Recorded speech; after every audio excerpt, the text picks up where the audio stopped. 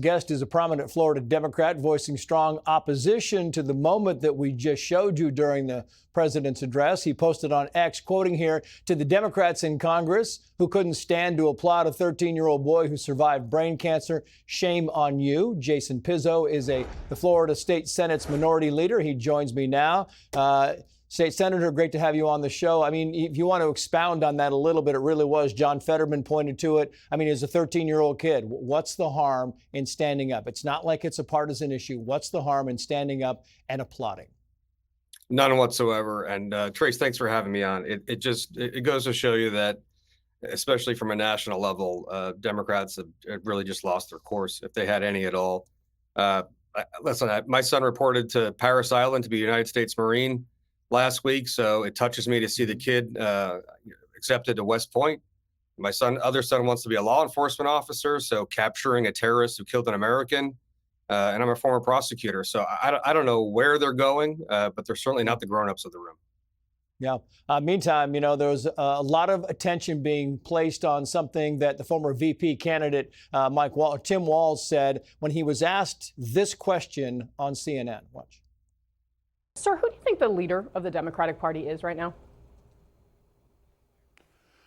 I think the voting public right now is what I would say. And I keep telling that. We're not going to have a charismatic leader ride in here and save us from this.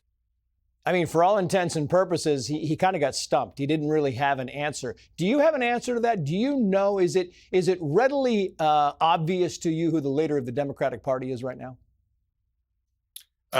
No, none whatsoever. It should be the people, and the people should be deciding. But really, what sucks all of the oxygen out of the room, and we keep losing with the opportunity cost of actually getting things done. It's the loud fringes of both sides that really leaves us searching for something. So I'm the upper chamber minority leader. We're not really so progressive. We're a lot more practical. We have real issues here in Florida. So insofar as we're the third largest state with 23 million people, the leaders of the Democratic Party here in Florida are leadership in the minority caucuses. Yeah, and you represent a big chunk of the population of Florida. It's interesting to note.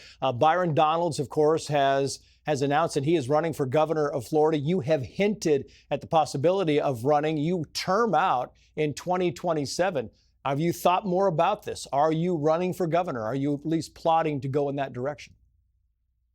Trace, I think I have to be. I'm 100% committed to Florida. This is supposed to be a part-time legislature, but it's like raising kids correctly. It's a full-time job. But I've had disasters and tragedies and opportunities. I represented Surfside in the collapse. We have flooding and infrastructure issues. My constituents want us to deal with property insurance and auto insurance, and why are their kids' SAT scores plummeting? They don't want socially divisive issues anymore, regardless of what side they're on. And so, I find myself, getting closer and closer. Yeah, and you see Florida, it's leaning more red. How does a moderate Democrat even like yourself, win in Florida? We have about 3.8 million registered NPAs. And while the Republicans have their voter registration advantage, really that shouldn't be taken for granted.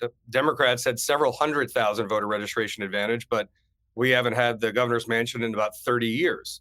Here's the reality. You have Byron Donalds, who's announced, Casey DeSantis, who's hinting at also running, which would be like tacky nepotism to the nth degree. But really, they're sort of poaching themselves and they're cannibalizing themselves. There's a lot of infighting here with the Republican Party. They're as fractured as the partisanship and polarization is between Democrats and Republicans. And as they try to get further and further and further to the right to outright themselves, again, we have a bloated state government. We're maxed out on agencies. We spend tens and hundreds of millions of dollars on crap and not on what the people actually need. So, we beat our chest about how great we are with combating illegal immigration. Trace, I'm the one that filed the E-Verify bill a couple weeks ago to actually go after employers who hire illegal immigrants. Wasn't a Republican. State Senator Jason Pizzo, if you decide to run, please let us know. We'd love to have you back on. Meantime, best of luck to you in your decision making, sir. We appreciate you coming on the show. Thank you, Trace.